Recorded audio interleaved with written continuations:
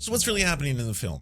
First off, Brodie is at best an unreliable narrator, and at worst, just an overt racist. Her track record includes being kicked out of the BC Conservative Party for residential school denialism and racism, sponsoring bills that ban land acknowledgement and cancelled Truth and Reconciliation Day, causing a recent implosion in her own party when she tried to control party assets without permission. To no one's surprise, the video doesn't interview a single residential school survivor. Instead, we get a cast of characters posing as reputable journalists and academics. Drea Humphrey, a reporter for Rebel News known for vaccine conspiracies and being really obsessed with ostriches. Tom Flanagan, a former advisor to Stephen Harper who once said, "Apologizing for slavery would be a distortion of history."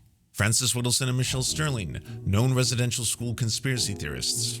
Lord Nigel Biggar, right-wing Anglican priest who likes to lecture why colonization is good actually because some cultures are inferior to others. Jim McMurdy, a teacher who got fired from his school for teaching his students residential school denialism, and a former residential school teacher who was accused by students of beating them with a hockey stick. These interviewees didn't just come out of the woodwork. They're some of the most well-known voices in residential school denialism in the country.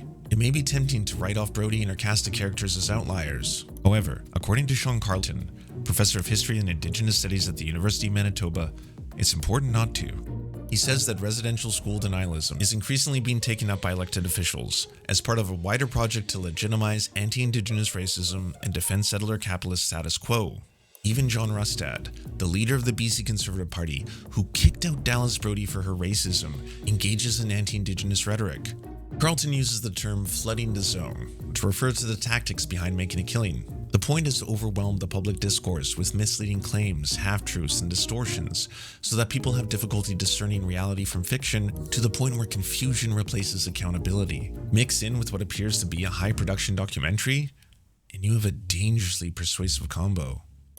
In the end, here's what Brodie is after. She wants you to think, if reconciliation is based on a lie, why should you participate in it? She wants you to stop reckoning with the country's real history.